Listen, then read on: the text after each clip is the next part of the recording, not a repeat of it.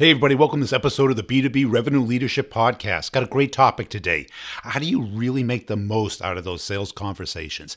How do you get insights, ideas, and differentiators between the B and the A players? This is what's holding us back as sales leaders and revenue generators. What we do is we focus too much on the activity KPIs instead of the quality KPIs. Talk to listen ratio, questioning, all of that stuff that really differentiates the deals that close from the deals that don't.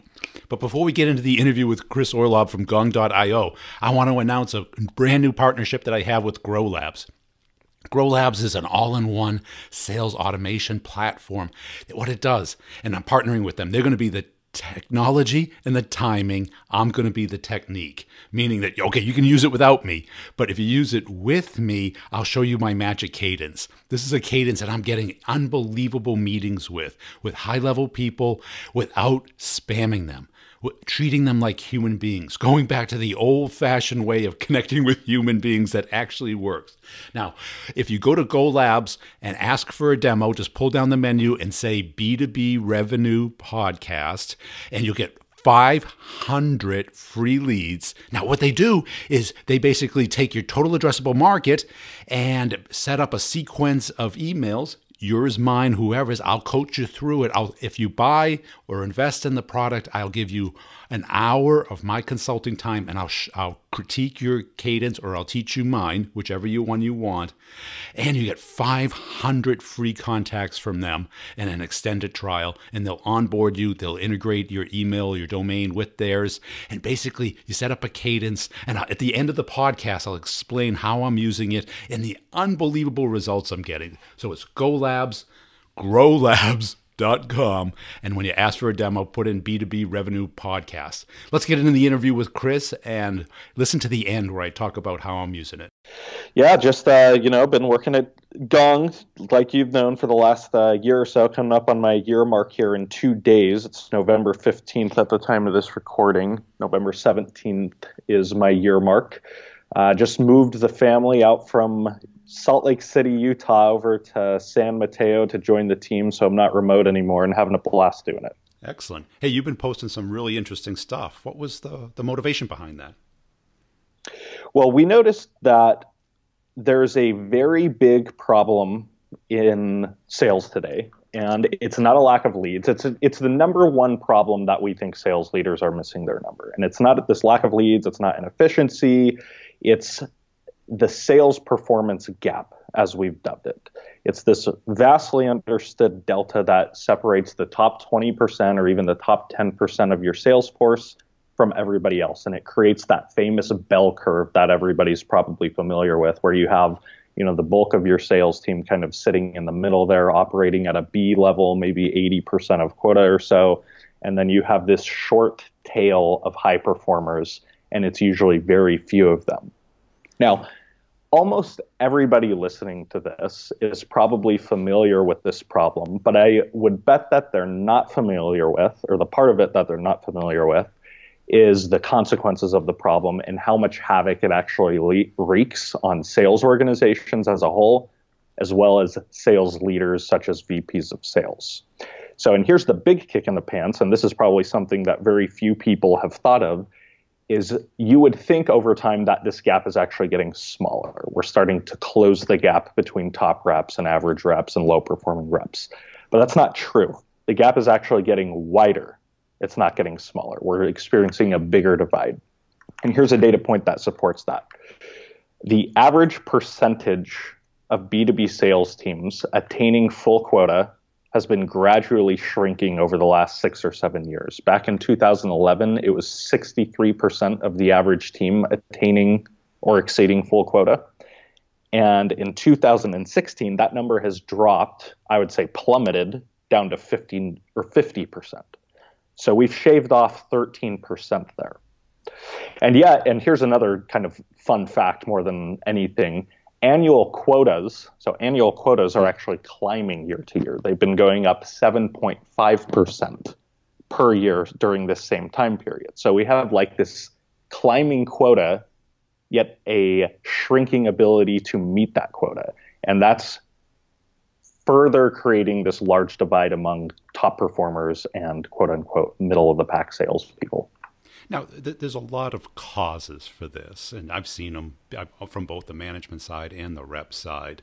I think you're focusing on the skill side of it. Yeah, it's a very complex problem. I would not say I can identify or that there even is a single root cause. I think there are many root causes of it.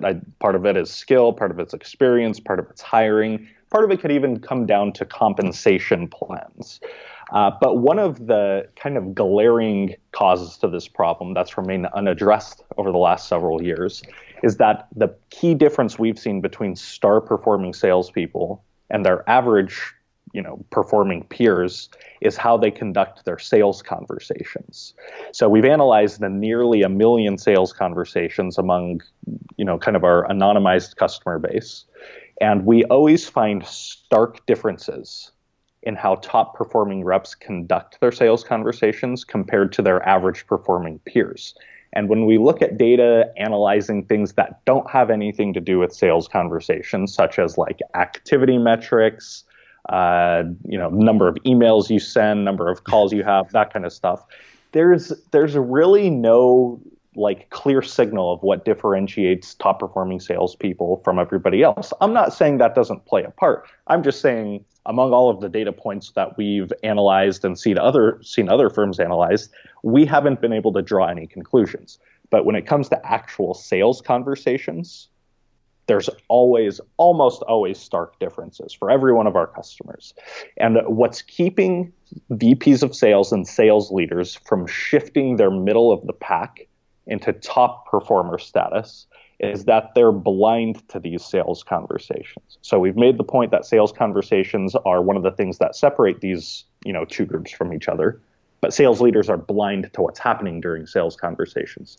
So if you're blind to that, how can you possibly hope to A, replicate the behaviors of your top performers, or B, coach and shift the middle of the pack performers up a notch or two in terms of performance? Now, the reps are kind of blind to it as well.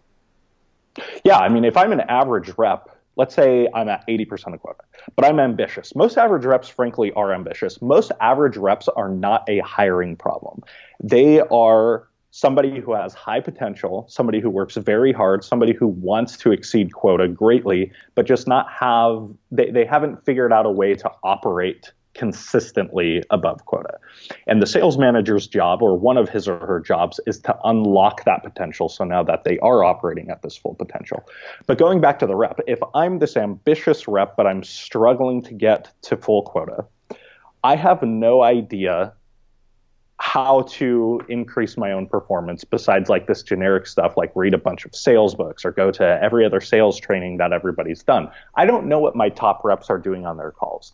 I can shadow one or two of them maybe once a month or so, but that's a very small sample size. Like what a top performer does on one call and what he or she does consistently across all of their calls are often very different things. So I'm in the dark as to what it takes to shift my own effectiveness up a notch or two. And I think that is the point, because I think if you talk to most of those reps, they would, if they had to explain why they're 80% and someone else is at 110, what would they say? Territory. They would know. Yeah, exactly. They're rationalizing it to these things that are outside of their control. Yes, right. And that may be true, but it doesn't help you. It doesn't get you from 80 to 100. Yeah, like I said, it's a complex problem. There are going to be cases where, territory actually is the problem, keeping some rep at 80% of quota instead of 100%. There are a lot of variables that go into this separation, this divide between top reps and middle of the pack. But everything else equal, it comes down to their sales conversations. And let's dig into that. I mean, what are the elements of that? What are the like the top 3 components that you would prioritize and dig into and then develop? So I actually would not prioritize any of them because the data points I'm going to tell you are generalized data points. And I'm going to tell you just because I want to make the point, but every company is going to have different data points because everybody has different types of sales. Years ago, when I was listening to your podcast, I remember you saying, don't master any type of sales methodology, master the type of sale for your product in your market. Yeah. And I think that's totally true. So with that caveat said, some of the broad data points we've seen is that top performers talk about price at different points in their calls and for different durations of time than average and middle of the pack performers do. They usually, depending on the industry, talk about it between the 36 and 42 minute mark, which is toward the end, whereas average performers kind of scatter their pricing discussions and mentions like evenly like peanut butter throughout the call. So that's like one. Again, this is just, I'm presenting these data points to make the point that there are stark differences in how sales or top sales reps conduct their conversations than everybody else. Another very simple one to understand is the talk to listen ratio. For companies, for B2B companies that have a dedicated discovery call, which not everybody does, top performing salespeople on average have a 46-54 talk to listen ratio, meaning they talk 46% of the call and they listen or are at least silent for the remainder. Meanwhile, average performing salespeople and low performing salespeople have between a 65% to a 72% talk time. That's not like an incremental difference going from 46% to if that is not a strong signal as to what these types of people do differently from each other, I don't know what is. Well, that's why I meant the priority.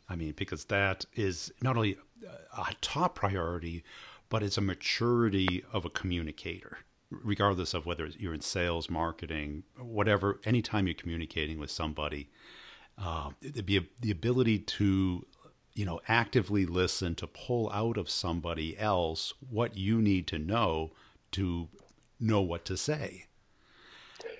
Yeah, I would say, as far as like the generalized data goes, some of the strongest signals we've been able to draw that top performers do across many data points is they are masters at having robust conversations. And here's what I mean. Here's what I don't mean by robust conversations. Either they're pitching, like over pitching, or they're interrogating. So there are two extremes there that they avoid. And some of the data points that support that is the talk to listen ratio, like we talked about. But they're also very good at balancing their questions throughout the entirety of a conversation fairly evenly. Whereas middle performers and low performers, they kind of go one way or the other. Either they ask very few questions, or they front load the sales conversation so that all of their questions are asked toward the beginning, as if they're kind of checking boxes and going through a checklist of, quote unquote discovery questions, and then they launch into their pitch. So top performers, the specific things that they do differently than everybody else is going to vary from company to company. But if you want to come away with an action item, it is to become a master of having a robust two-way dialogue with another human being. And I think that's the key word: conversation versus presentation. Yeah, conversation versus presentation, and conversation versus interrogation. Yeah, because I was on a demo yesterday, and we had technical problems which really shouldn't have existed in a company of this maturity. They should have been using a much easier way of visualizing the product. But then we quickly moved to the telephone.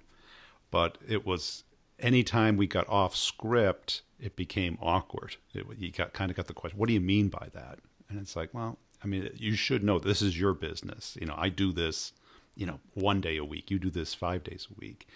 And I've also had demos with, CEOs that just, for 15 minutes talk 100 miles an hour in rhythmic terms, sing-songy.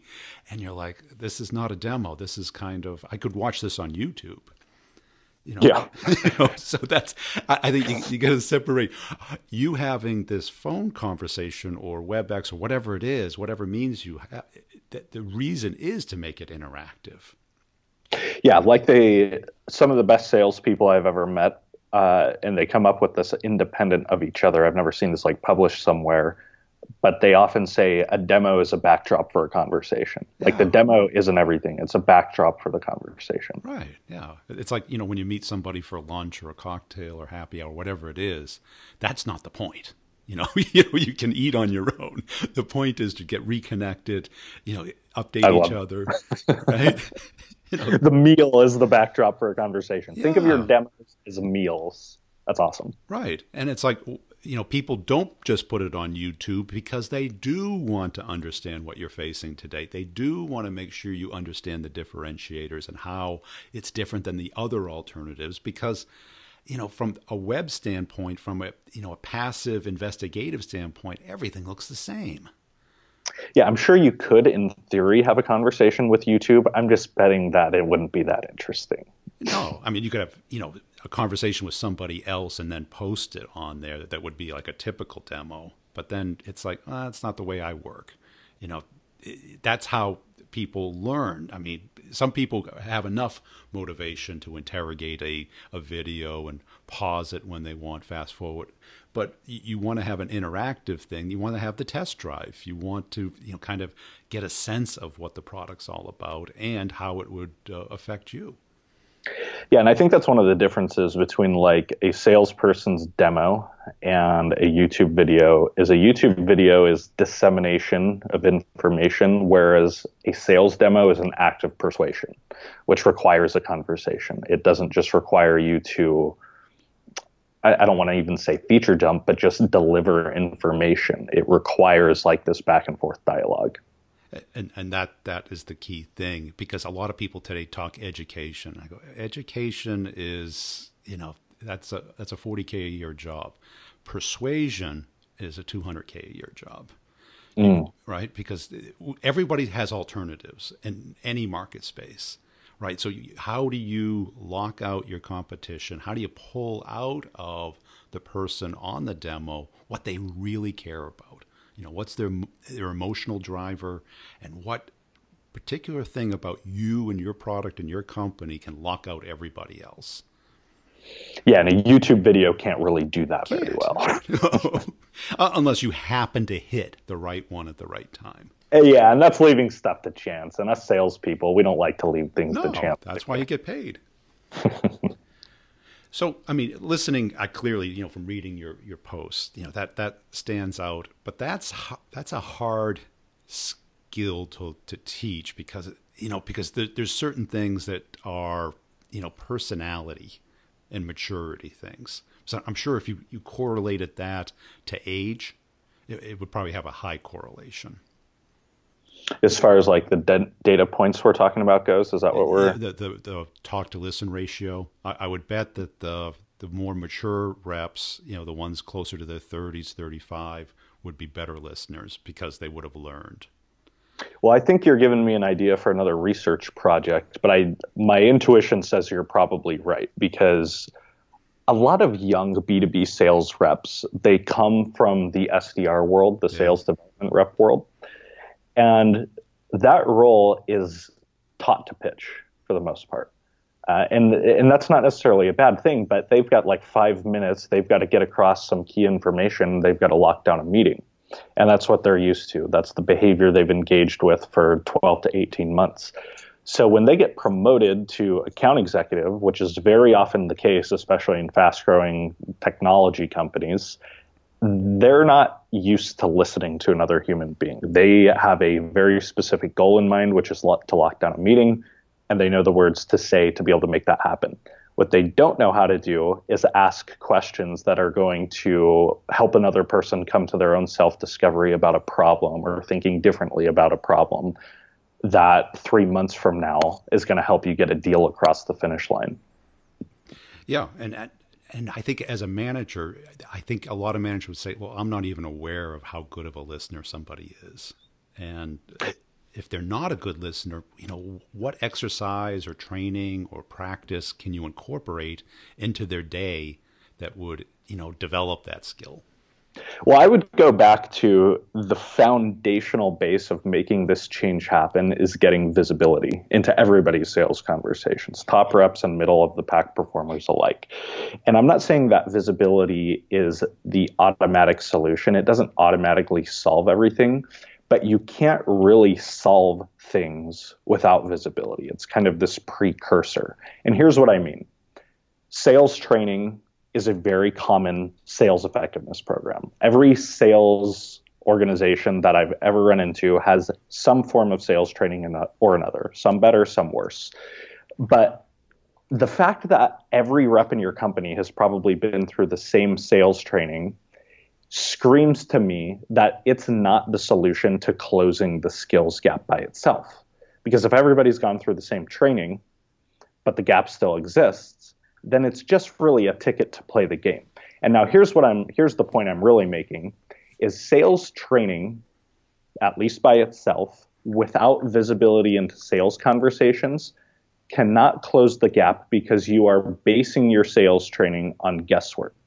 You can teach a methodology, which is where sales training is very valuable, or like a consistent process or procedure for closing deals. But if you're trying to develop targeted training or even targeted sales coaching, it's like going into surgery without an x-ray. You don't know what problems to address, and you don't know what successful behaviors to replicate because you're blind to all of this. Well, I think that's a key point, because once you're aware of it, say after each call, you go, well, my ratio is still out of whack. And here I think I am doing a better job. It's hard to argue with that. Measurement. Yeah, it seems like we're getting to the same point here, but measurement of ratios like this is, again, I don't want to say it's an auto correction mechanism, but if you're not aware of it, if you're not measuring your quote unquote talk to listen ratio, you might think you're doing well, but you're probably not. Yeah. You might be talking 72% of the time, and it feels like it was less than half the time, which is very, very common. Yeah, and I had this one rep who's a super guy. I really liked him as a person. He came from the engineering side into sales, and this guy could not listen. And it literally took me one time, I had to yell at him, and I felt bad for it. And I hurt his feelings. I go, dude, you've got to keep your mouth shut and listen, because he'd like talk over you. And I used to call him voice activated. As soon as he heard my voice, he started talking. And I go, I know he's got to be doing this to customers. And a week later, he really appreciated me doing that for him, even though I should have done it in a much more, gentle way. But see, I don't know about that. Sometimes I feel like harsh criticisms presented harshly have a strong impact, even though some people could interpret it very negatively and go into like this death spiral. They're not going to forget it though.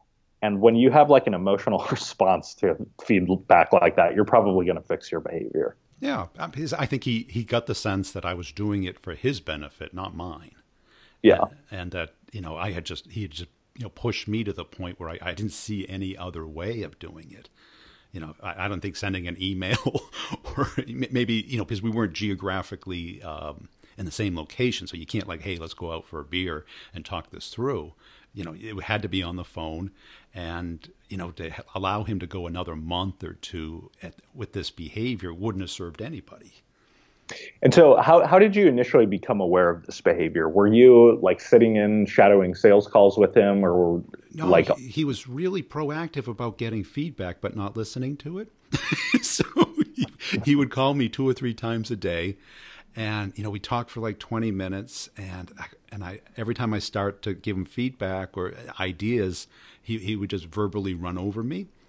And, I'd let it go for a while, because we had great rapport. We were, not just, good working colleagues, but we were friends.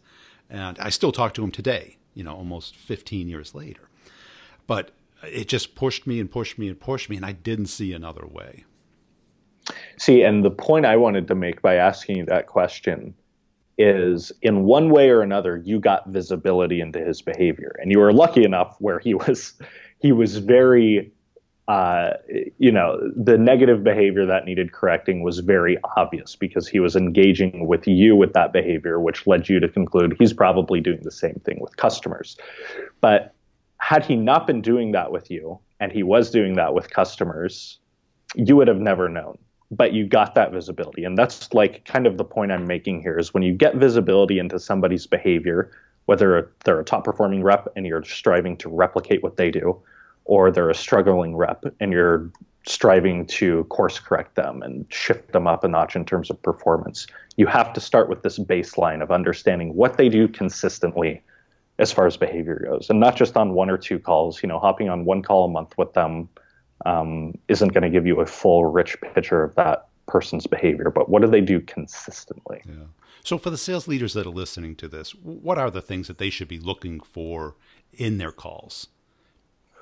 Well, again, I think it's going to depend on every sales organization. Like anytime we do this data analysis for different customers of ours, each company comes up with different conclusions.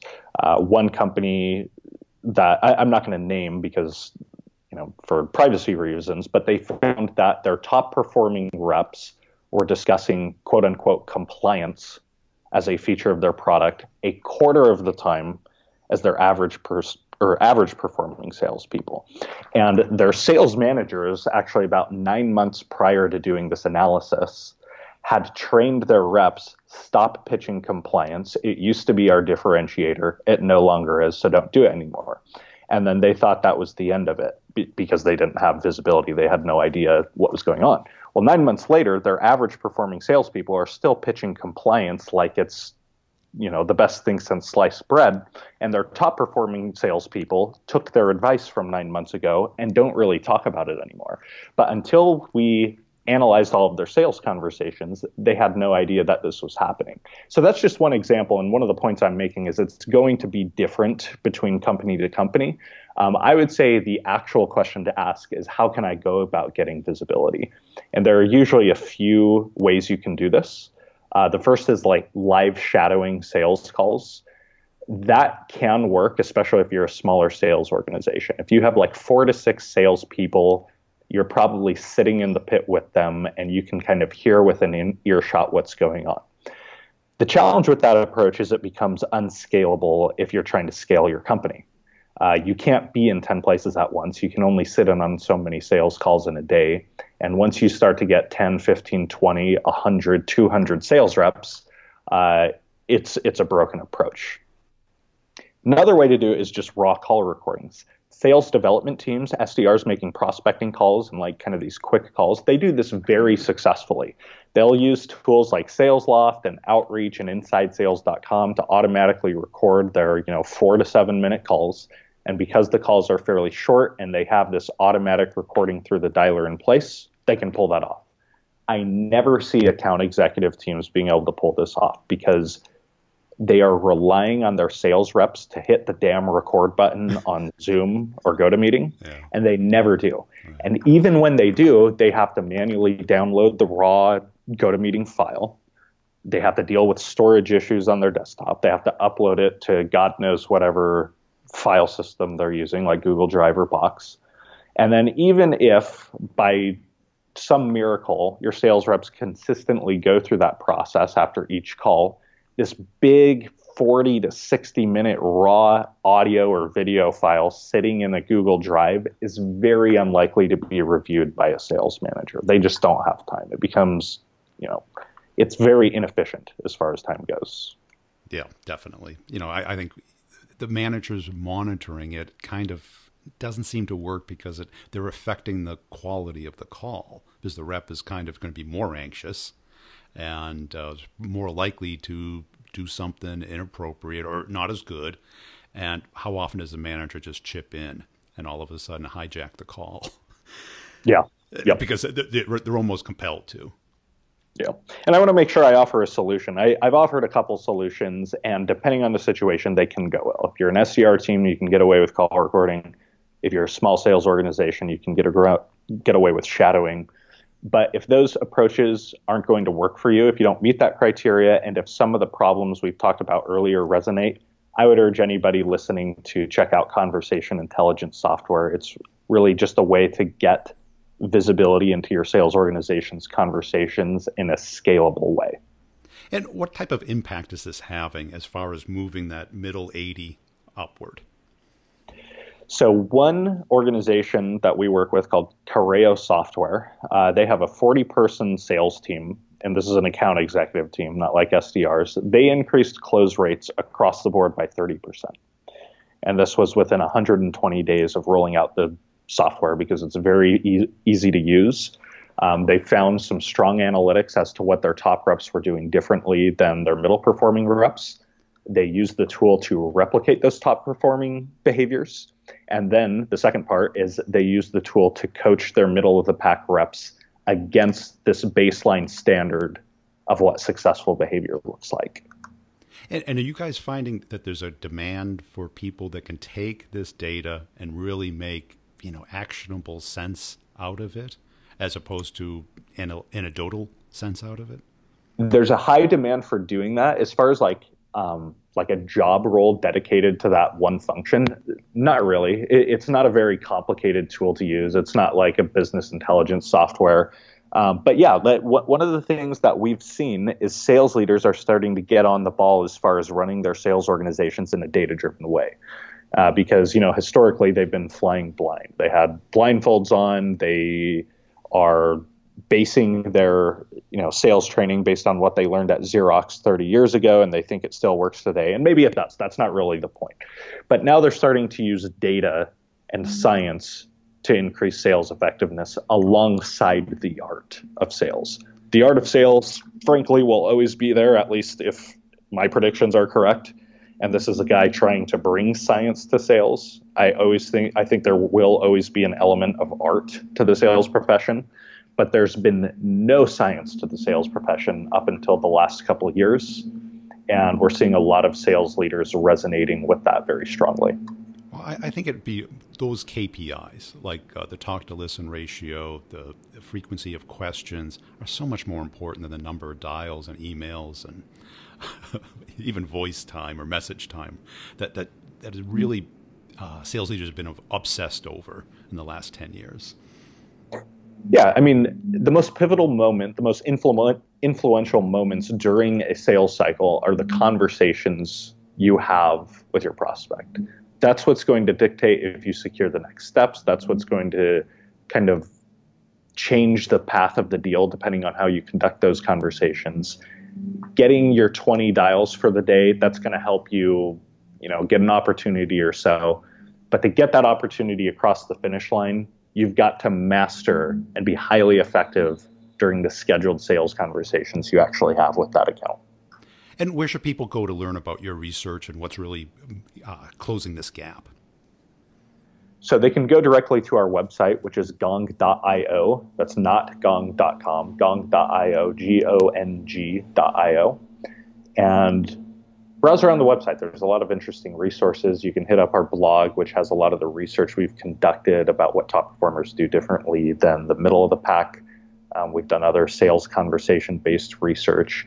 And stay tuned. We're actually teaming up with a very, very prestigious Ivy League university to flesh out the rest of this research. I can't tell you who it is, but everybody's going to recognize the university. So make sure you follow us because we've got some interesting things in the pipeline.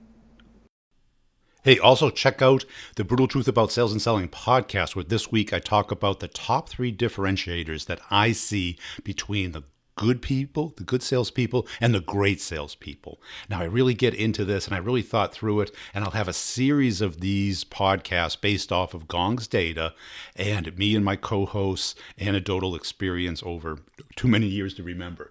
Now, to fill you in on how I'm using Grow Labs, basically what I do is I take my whole addressable market, and they have millions and millions of contacts with great personalized data, including interests, and I build out my magic cadence in this. So I take the total addressable market, build out magic cadence, and a sequence of emails. Now, what they do is they're very smart about the most likely time that that person's going to open that email. They use artificial intelligence to do this, and then when they track when the email's opened, and then it'll set off a different sequence. If they reply, there's natural language process, and that they'll interpret the reply as, is it a positive reply, negative, neutral reply, and then you could build out an algorithm. So I'm basically replacing the need for 5 or 10 SDRs, and you still need those people, but what you want them focused on is talking to real people about real issues, not sending out emails, not getting that initial conversation. We can now automate that with Grow Labs. Now I'm just crushing it with this. I'm serious. I'm literally growing the podcast, exponentially because I'm engaging the right people at the right time about the right topic as human beings, even though I'm automating it. Now, the partnership I have, you go there, I got the best deal, you request a demo, and basically when there's a little menu there that says, how did you hear about us? Just put the B2B revenue show, and you get 500 free credits. Now, 500 free credits, you can probably get a deal by the end of the year if you start doing this right now. Now, I've got a strategy to do this for both marketing and sales, meaning if you just want to get inbound qualified leads, then you want to pass to sales, you can use it to do that. If you want to get meetings with people who are actively in pain, have active pain, and want to talk to you about the product, I'll show you how to do that as well. Now, I've been working with customers on doing this manually or semi-automatedly, but now this really allows you to scale at a level you never could before. So go to growlabs.com, request a demo, and put in the B2B revenue leadership show, and you get the best terms. I told them, I go, you got to take care of people if I send you there. They said, Brian, I'm guaranteeing you they will be happy. So do that, and please connect up with me on LinkedIn and tell somebody about the B2B revenue show this week. Thanks.